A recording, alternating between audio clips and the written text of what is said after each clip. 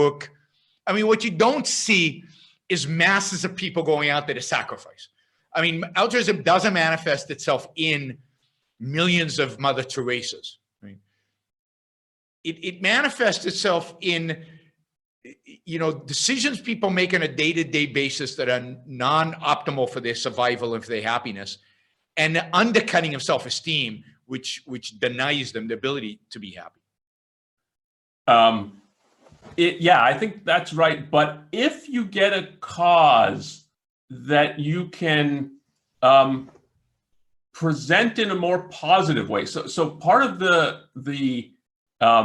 I think the Mother Teresa kind of example, part of why it doesn't resonate, and something like effective altruism does much more for people in the West, is if you know anything about the Mother Teresa in India, she doesn't really help anybody.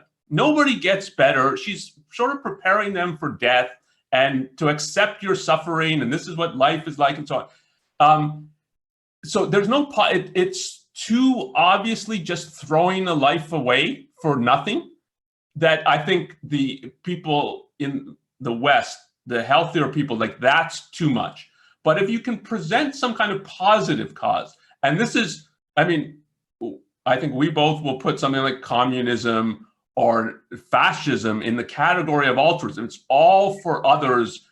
But it's supposedly you're subordinating yourself to something greater.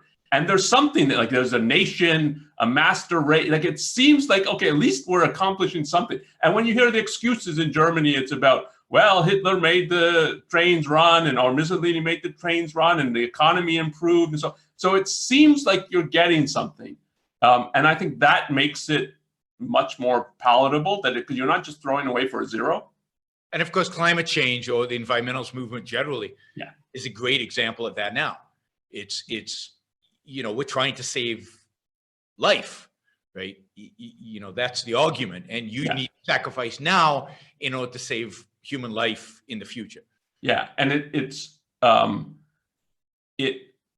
I think we both think that's a smokescreen. So the real intellectuals behind the environmentalist worldview, it's what we want is wilderness. There should not be human beings around. But again, to get a lot of people to subscribe to that, this just seems like a total zero. That you can couch it, no, but look, the planet's gonna be, you can't live in it anymore, and the same, this is what religion does. It really is about obedience to God, carrying out His plan, and so on. And some people can swallow that. A lot of people can't. So there's the promise of an afterlife, and no, happiness here doesn't count at all. Give it away, but next life you're going to get maybe something. And that, and communism worked like that as well. So and I think it's something good about people that they have to have that kind of smokescreen. Have you followed this Greta Thunberg? I followed some of it. Yeah. I mean, one of the things that makes her effective is that she presents it as, she's the smokescreen, right? She presents it as, you're killing my generation. You're destroying the world for my generation. And while it's hard to tell how much she knows and how much she knows about how much damage would happen if everybody followed what she's prescribing. She's only 15, or 16, so it's hard to tell. But what makes her effective is her crying on stage or yelling and being angry on stage about how you, the adults, are destroying my world and the future for mankind, even though the intellectuals behind her don't care about mankind. They care about it. They want it extinct. Yeah. I read her, I watched part of her remarks to the UN. I read the transcript of the full remarks. I think she's old enough to know, she says something like, people are dying. I think she's old enough to know that there's millions and millions of people in India and China whose lives are way better than they were 10, 20, 30, 40 years ago. And to not take that into account, I'm dubious about if you're 16. But I don't have giving a little bit of credit because she's 16. Yeah. When she turns 20 something, that credit will go. But yes, I think, put it this way, she should know. Yeah. But I think to think of what the phenomenon is, it's the issue of guilt. And why doesn't it bother? In effect, she's going to the UN and telling them they're hypocrites. And I mean, the UN, I think, is one of the worst, if not the worst organization. So it's a bunch of corrupt people. But what is their interest in having, so a 16-year-old, so part of the idea is it's this innocent person, not connected, there's no power involved, or it's just, and what she's crying out is, you haven't lived up to this. And what the whole phenomenon, what it is to inculcate guilt, and they want that. I mean, this is a major theme in Atlas Shrugged, and when I don't know how much spoilers you do in. No, I do them. They've read it, but. So when Hank Reardon breaks a law, and then they're bringing it to make him feel guilty, and at one point he says, you know, I thought you would have been more bothered that I'd broken one of your laws. And the whole person, like, what do you think they're there for?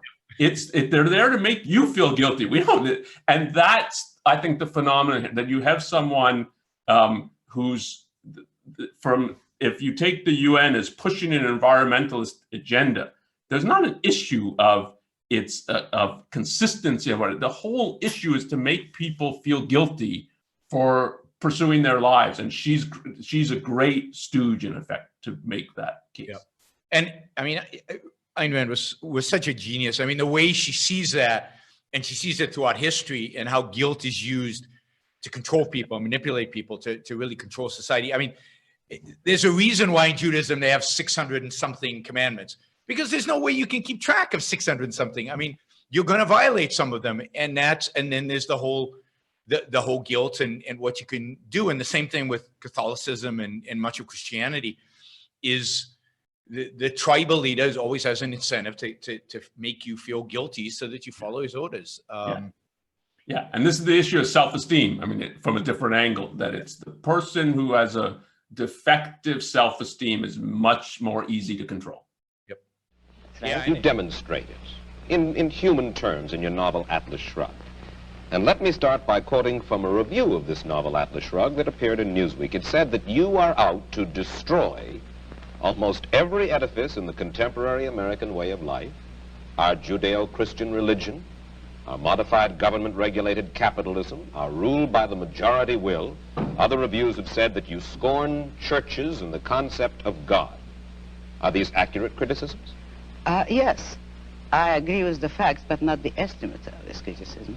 Namely, if I am challenging the base of all these institutions, I'm challenging the moral code of altruism, the precept that man's moral duty is to live for others, that man must sacrifice himself to others, which is the present-day morality. What do you mean by sacrifice himself for others? We're getting to the point. One moment. Since I'm challenging the base, I necessarily would challenge the institutions you named, which are a result of that morality. All right. And now what is self-sacrifice? Yes, what is self-sacrifice? You say that you do not like the altruism by which we live. You like a certain kind of Ayn Randist selfishness. I would say that I don't like is too weak a word. I consider it evil. And self-sacrifice is the precept that man needs to serve others in order to justify his existence, that his moral duty is to serve others. That is what most people believe today. Well, yes, we're taught to feel concerned for our fellow man, to feel responsible for his welfare, to feel that we are, as religious people might put it, children under God and responsible one for the other. Now, why do you rebel? What's wrong with this philosophy? But that is what, in fact, makes man a sacrificial animal. That man must work for others, concern himself with others, or be responsible for them. That is the role of a sacrificial object. I say that man is entitled to his own happiness and that he must achieve it himself, but that he cannot demand that others give up their lives to make him happy. And nor should he wish to sacrifice himself for the happiness of others. I hold that man should have self-esteem. Using the super chat, and I noticed yesterday when I appealed for support for the show. Many of you stepped forward and actually supported the show for the first time. So I'll do it again. Maybe we'll get some more today. If you like what you're hearing, if you appreciate what I'm doing, then I appreciate your support. Those of you who don't yet support the show, please take this opportunity. Go to yaronbrookshow.com/support or go to subscribestar.com, Yaron Brook Show, and make a kind of a monthly contribution to keep this going. I'm not sure when the next